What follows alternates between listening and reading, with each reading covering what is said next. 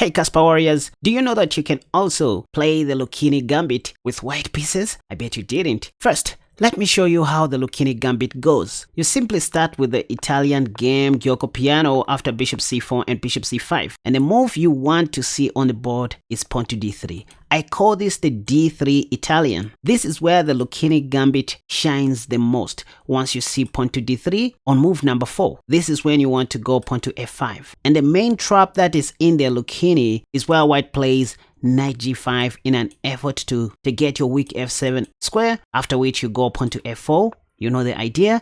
If knight f7, the top played move, you go queen h4, wanting to checkmate white. If they castle shot, the plan is to put your knight on g4. And a better way to do it is to go knight h6. Knight h6 also attacks white's knight on f7. So they have to do something about this. Otherwise, if they take the rook, now you simply go knight g4, wanting to checkmate on h2. If pawn to h3 is played, you simply take on f2.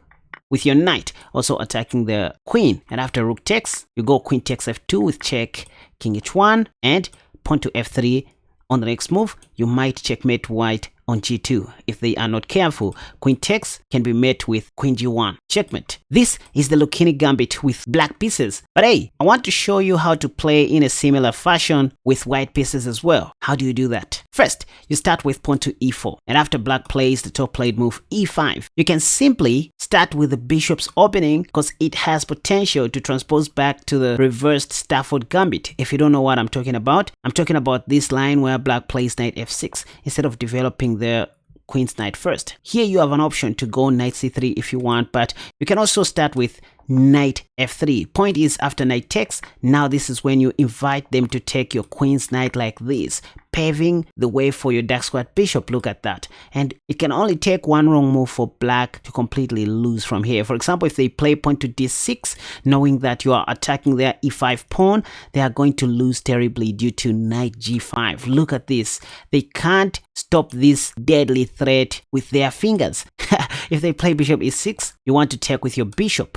And after f takes e6, guess what? This is when you go queen f3, getting 2 squares. If they play something like queen f6, now you go queen takes b7. Look at that. And it's just a matter of time before you checkmate them or win the rook on a8. So this is one line you can play if black starts with knight f6. But anyway, the main reason why I love starting with bishop c4 instead of knight c3 is that I want black to play knight f6 first, so that I give them more time to develop their king side pieces before developing their queen's knight. You can see that the top played move is bishop c5. So now this is psychology chess. We are trying to force our opponent to play on our terms. When you start with bishop c4 and knight c3, there's a high chance your opponents are going to play bishop c5. That's the top played move. And now this is when you want to play pawn to d3, because there's a higher chance your opponents are going to respond with pawn to d6. This is kind of the reversed Italian for black, if you think about it. So why do they play pawn to d6 here? They are just paving the way for their light squared bishop again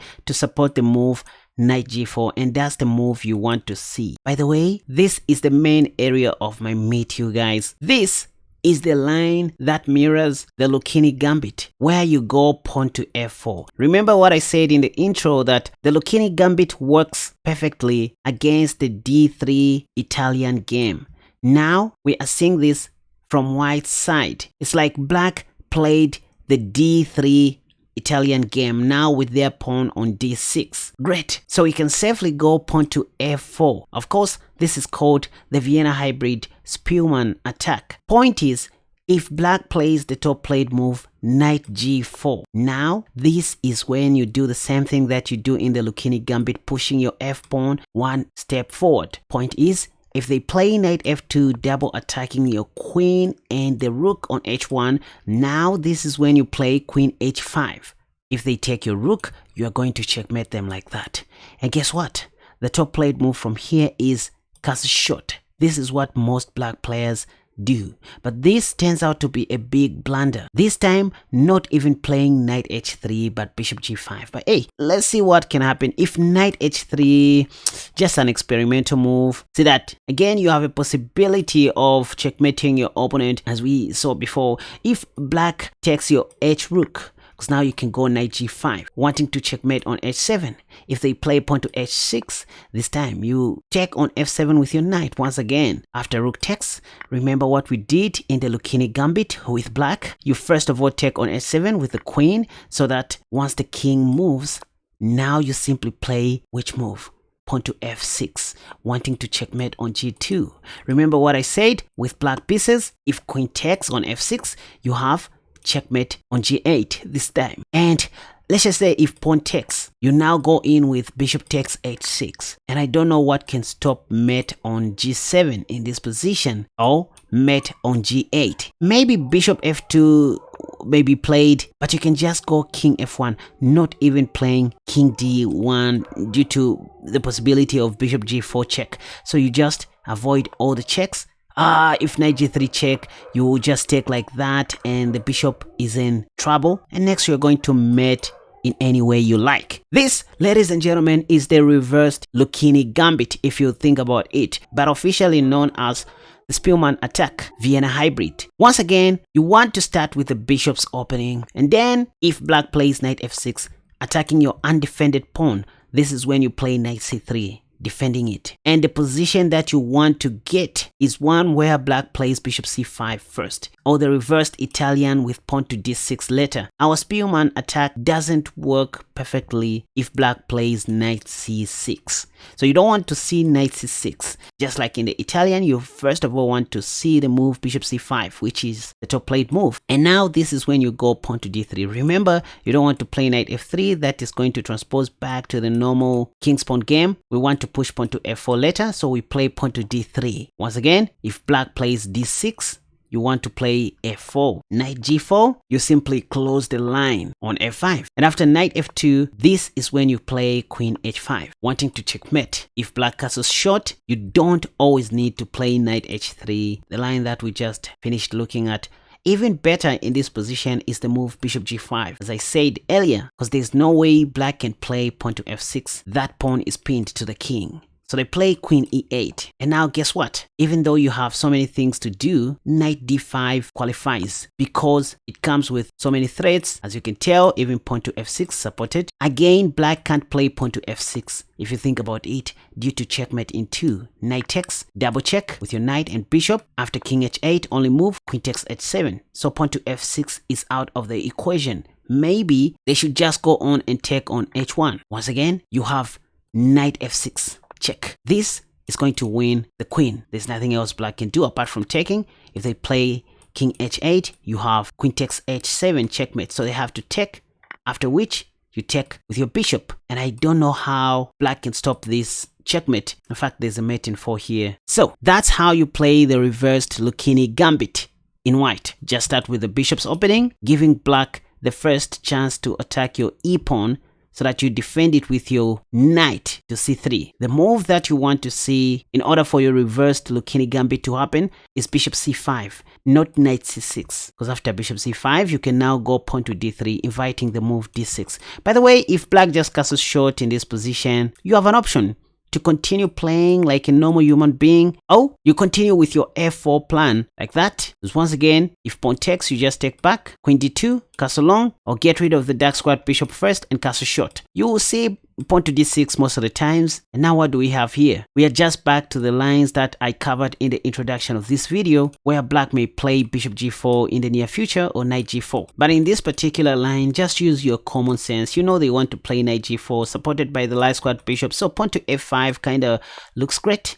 Just breaking the connection. Moves like pawn to g6 are just going to help you develop the dark squared bishop and be in front of the game. Like for example, bishop g5 here, pawn takes, you go queen f3, even better because you want to take back like that. And they can't take due to queen takes f6, by the way. If pawn to f5, you even go knight d5. Look at that. Knight b d7, g3. Now you want to open up this file so that if pawn takes, you can do whatever you want.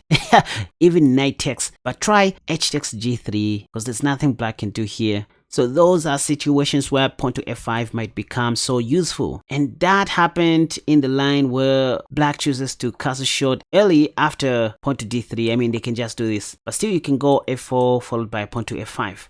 Again, if knight f6, knight c3, bishop c5, and d3. If black doesn't play the d6 Italian reversed, where you play pawn to f4 this time, and let's say they go back to the normal king's pawn defense, well, you can still go pawn to f4, knowing that pawn takes can be met with e takes f4 followed by queen d2 and castle long. But oftentimes this is going to transpose back to the lines that we have already looked at. Again, you can play pawn to f5 if you want, which is the safest in my opinion, but you have an opportunity to go knight f3. But if you play this, be prepared for bishop g4 and knight d4.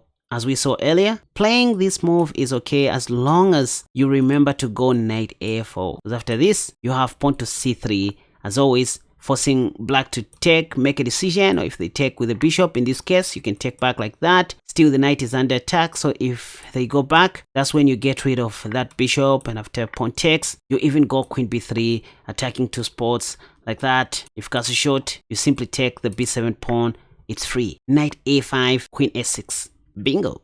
But anyway, even after knight c6 and f4, if d6, you can still go pawn to f5, just close the line, not allowing knight g4 to happen or bishop g4. And probably on the next move, you might get a chance to pin that knight to the queen. Or if they play pawn to h6 before castling short, you develop your knight, knowing that knight g4 can be met with knight g5. All these ideas, imagine playing like this. Point is, if pawn takes, you take that knight, and you're also attacking that f7 pawn. If f2, again you go queen h5. This time they can't even take due to queen takes. And there's even a trick here for the last time. If castle short happens, again you go knight takes f7, rook takes, queen takes, king h8, and pawn to f6. By the way, in case you're wondering why black can't play king h7 in most of these lines, you simply have queen g6 check, and once the king goes back, you have bishop takes h6, and there's nothing they can do. This is even worse. I mean, queen e7, bishop takes, queen h5 check, queen h7, queen e8 check, king g7, queen f7 check.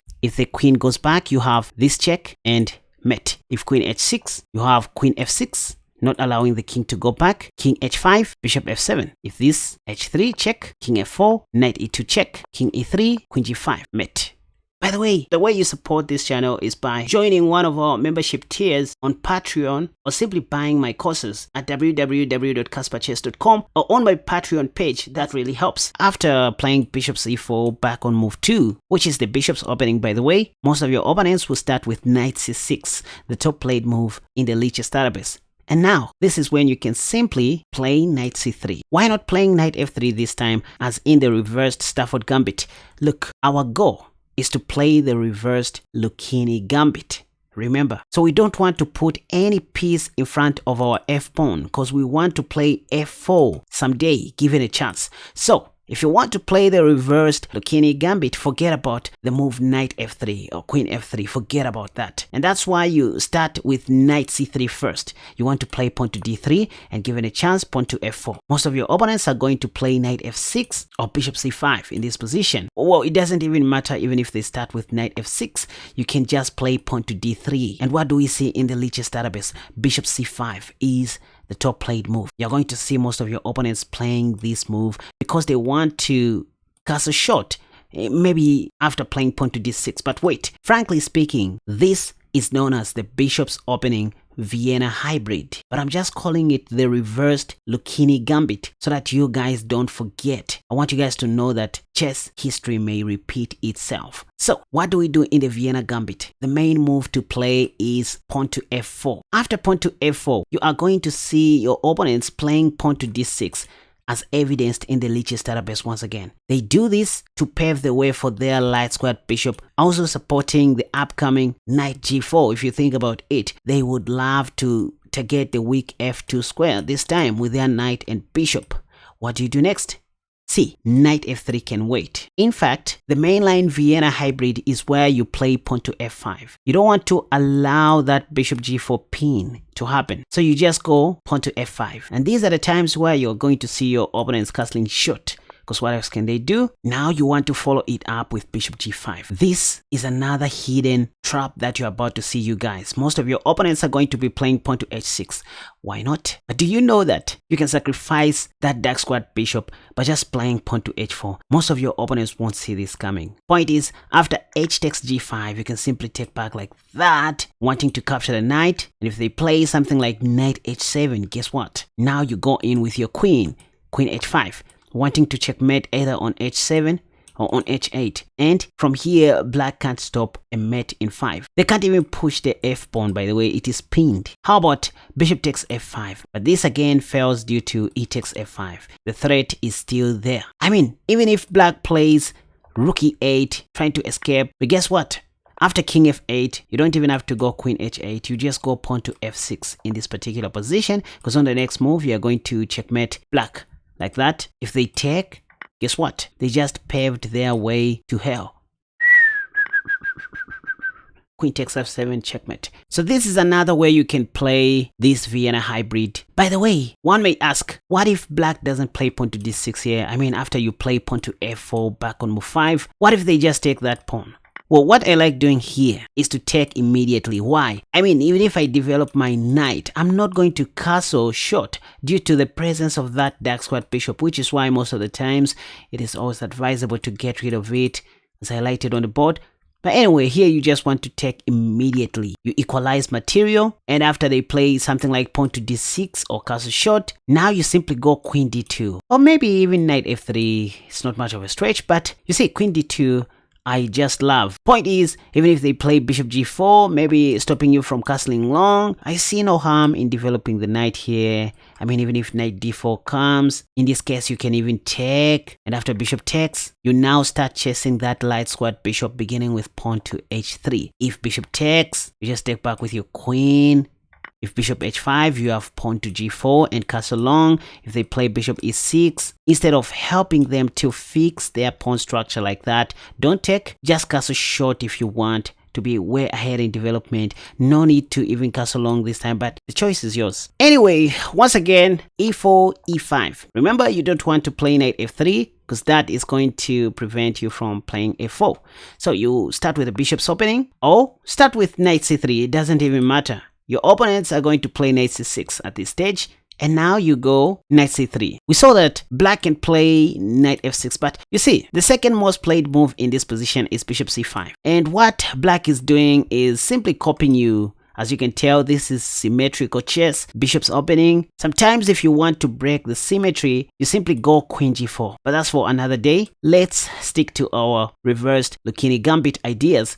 You go pawn to d3. As always. Now, if they continue copying you, they play pawn to d6. This is when you play pawn to f4. Because you know that if e takes f4 happens, you have bishop takes. And after knight f6, you will simply transpose back to the line that I already covered, where you play queen d2 and knight f3, like that. So the position will transpose. And that's what you do after e takes f4. Let me know what you think about this so-called reversed Lucchini Gambit in the comment section down below. By the way, you can check out my courses at www.KaspaChess.com or on my Patreon page. That's how you support this channel, by the way. I don't ask for donations or free money. So the way you support this channel is by joining one of our membership tiers on Patreon or simply buying my courses. That really helps.